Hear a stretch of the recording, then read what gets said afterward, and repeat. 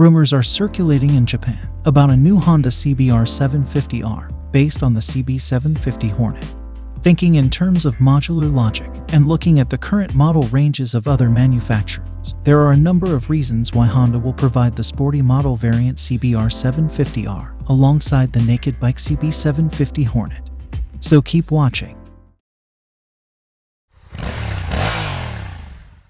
It would be logical and consistent for Honda to bring a CBR750R in more ways than one. In addition to most of the previous CB models from 125cc to 1000cc, there are sporty CBR variants with full fairing and more or less deep steering stubs. A CBR750R could be realized on the basis of the CB750 Hornet with little effort.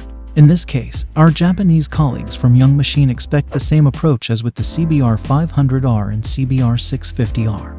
The CB750 Hornet would only be converted to the CBR750R with a full fairing and steering stubs. Both the steel chassis and the inline two-cylinder engine with 755cc and a peak output of 92 horsepower at 9,500 RPM would be retained unchanged.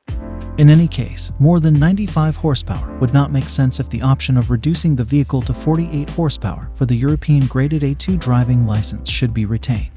The upside-down fork, rear wheel swing arm including spring strut, wheels and brakes as well as the fuel tank and rear end could also be adopted for the CBR750R without any changes.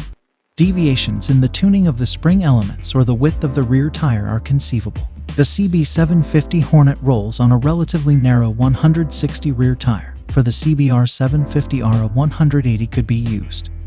If the CBR750R comes with an inline two-cylinder engine, it could replace the CBR650R, which is more complex and correspondingly more expensive to produce in the medium term.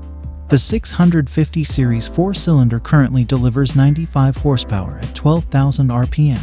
With a full tank, the CBR650R weighs 208 kilograms.